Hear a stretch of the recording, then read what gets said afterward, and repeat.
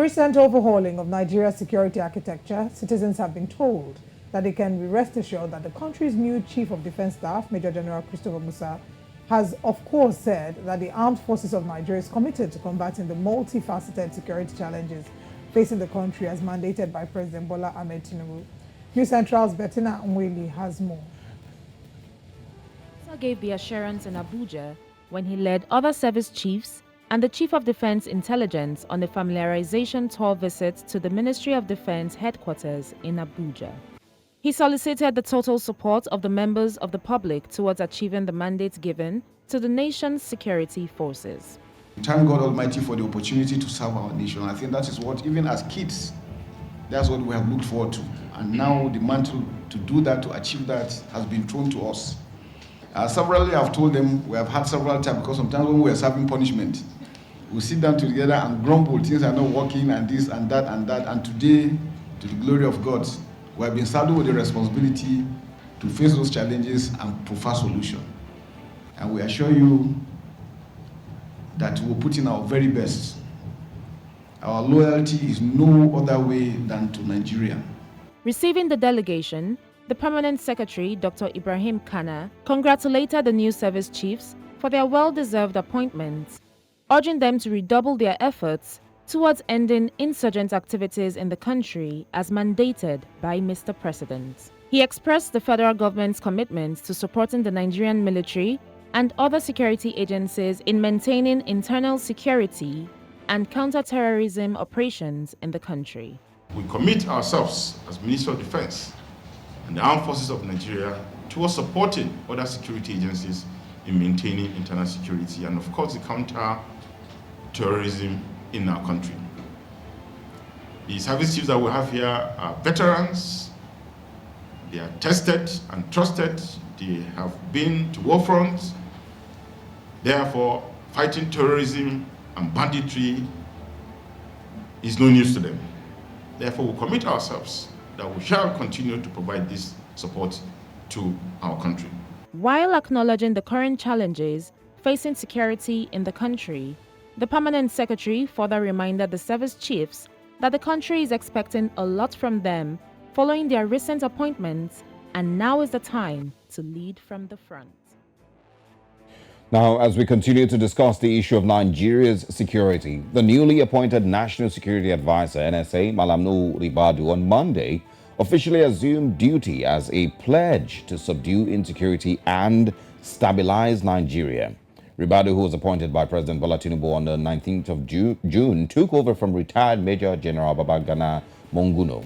He said that the administration of President Bola Ahmed Tinubu has the firm belief that time has come for this country to enjoy peace, restore order and rule of law just like any other country in the world. He solicited the full cooperation of all servicemen and women, as well as all Nigerians, saying that there was need for Nigerians to unite to accomplish the administration's quest for a more stable, peaceful and prosperous nation. Joining us to discuss the state of security and Malam Nuhu Ribadu's plans is Salahuddin Hashimu, who is a security expert. He joins us live from Abuja, Nigeria. Good morning and thank you very much for joining us. Good morning and thank you very much for having me. All right, I'm just going to quickly reiterate that quote.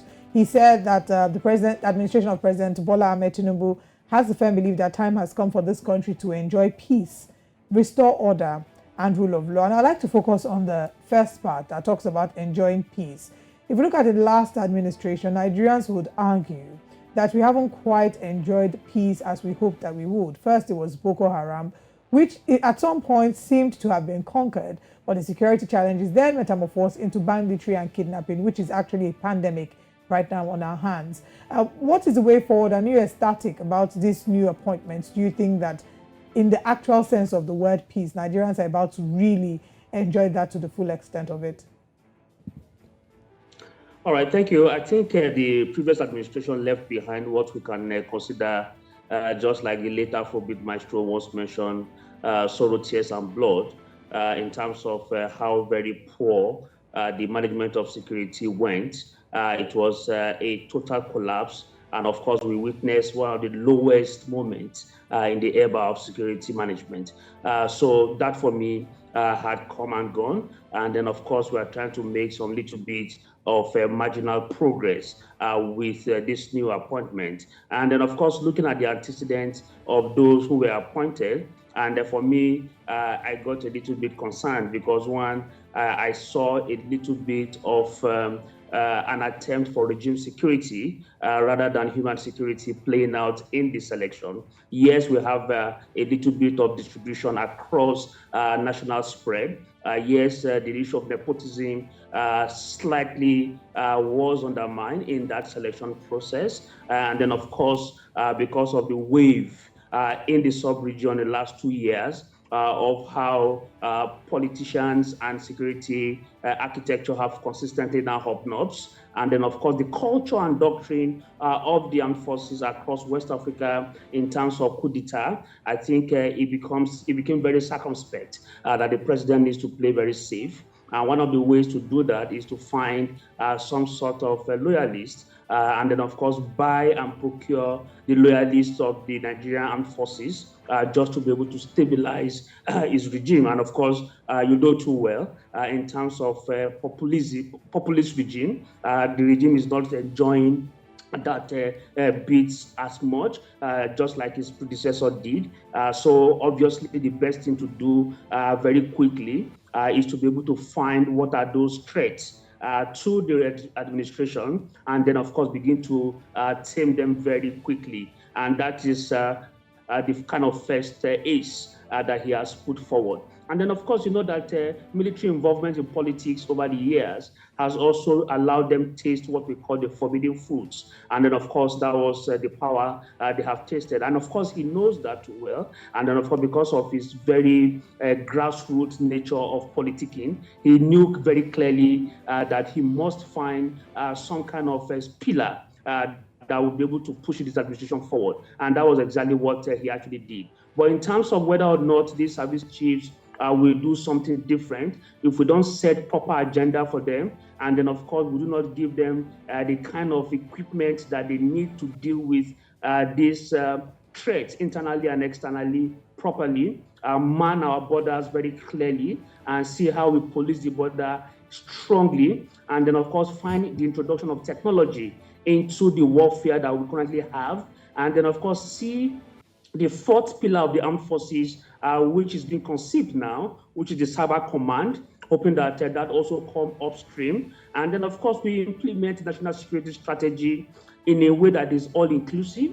And then, of course, we have human intelligence as one of the cardinal approach to dealing with threats. Deterring, containing, and preventing threats might also be very elusive. So we must change the entire template. And if the template must change, it means that the mindset and orientation must change.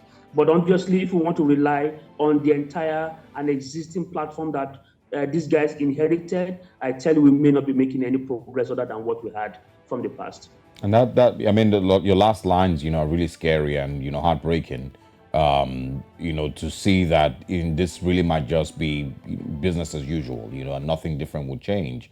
The more things change, the more they look the same, basically. And it was also a little scary when you spoke about, regime protection instead of citizen, protection, which is, an angle to look at. But I want you, let's hope, that they will actually set a proper agenda for themselves and they will be able to go through with it. But I want, you to speak on funding. If we're being serious as a country, and we want to look at, how to properly set up the structure for security architecture across the country, and we want to be able to fund it.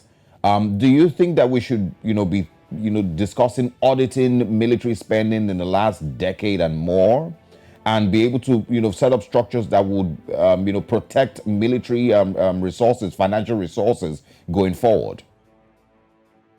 Yeah, I think if we must actually look at funding, we must first of all look at where are the leakages, where do they exist. And one of the very quickest leakage that the administration must look at is around the security votes. Currently, we spend about 242 billion naira to security votes. These are monies that don't go to conventional security outfit or architecture.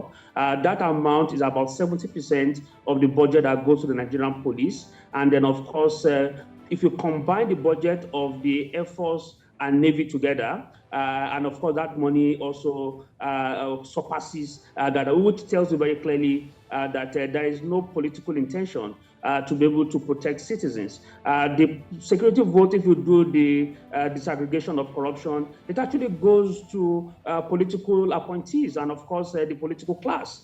So which was why I said there is a kind of an elite capture of the society, which also increase the activities of conflict merchants. There are entrepreneurs in conflict arena who are making some kind of good money out of it.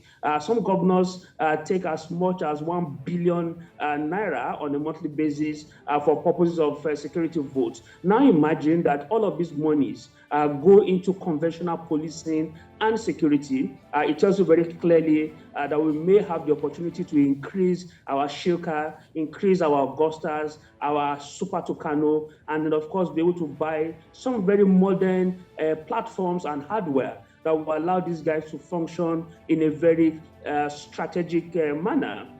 Secondly, would you suggest that? Sorry, let me just ask. Would you suggest accountability gap going on with? Kindly hold on. Would you suggest that the current administration ends the payment of security votes to state governors? Absolutely, absolutely. It is actually an SOS. It should be the first thing that should be scrapped because that particular money is slush fund. It is an amount that individuals just see as pocket money. Okay, so they use it to run political enemies out of town. It is actually a paradox of plenty. The more money you put into security votes, the larger the scale of insecurity. And that is why you see that governors have become emperors, and a lot of them, because of the availability of security votes at their disposal. So they become so powerful and so strong to the extent that they begin to fight everybody in the states. And that, for me, is the first agenda that this administration must put on the table and find a way to end. If we don't end it, the issue of insecurity will not, because a lot of governors and political appointees who benefit from this use this money to set up militias. And these are the militias who go into the forest afterwards when they are not patronized, and then, of course, become bandits and begin to terrorize citizens. And then, of course, you'll find out that solving that problem has become one of the biggest gaps over the years in recent time. And, of course, we have seen complicities, we have seen conspiracy theories, we have seen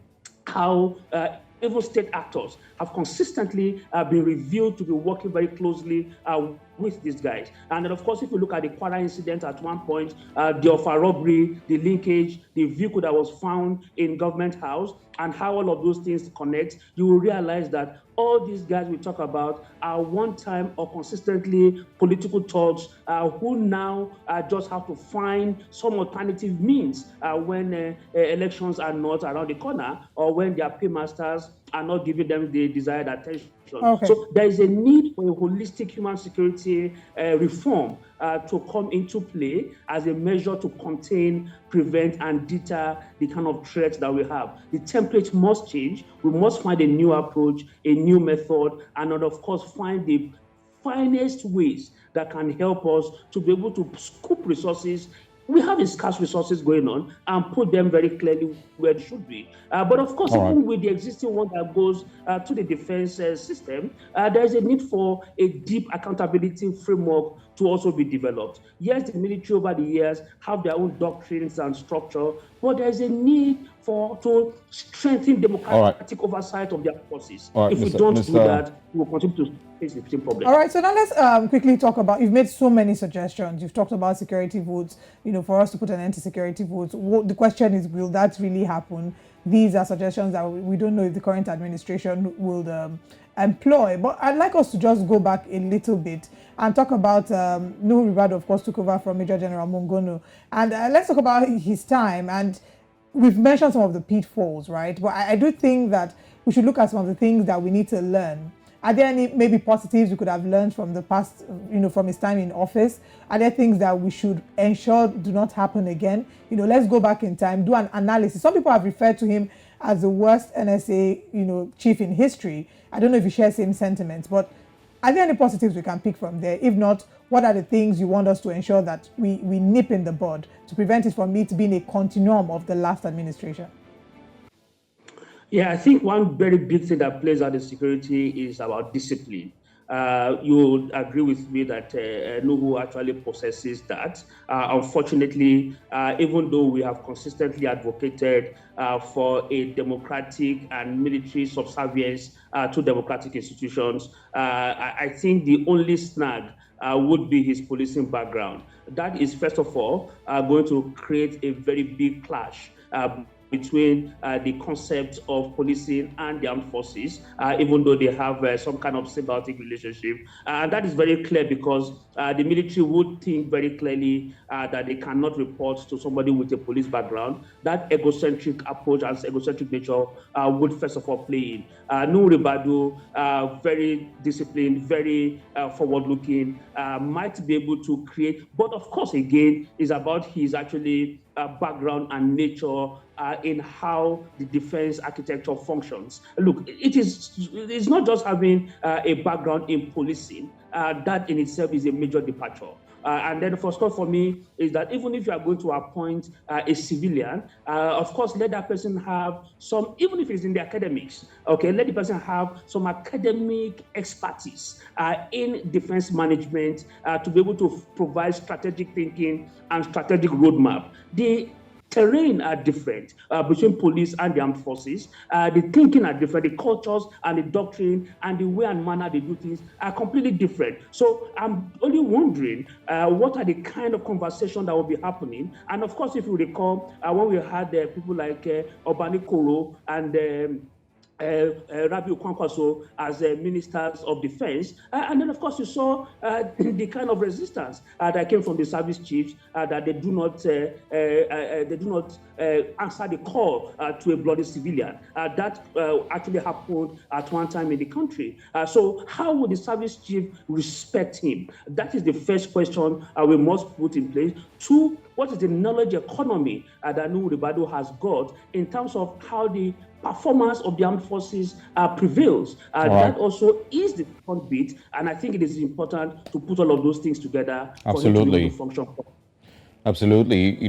From what it looks like, I think Nigerians are just hoping it's not going to be business as usual because the security challenges still exist in the southeast, in the northeast, and in different other parts of the country, and also the need for improved levels of policing, the need for better investment in Nigeria's police force. It's heartbreaking seeing the way it is. But thanks very much. We did enjoy speaking with you, and we'd like to bring you in again sometime in the future. Thanks for your time. Thank you very much for having me.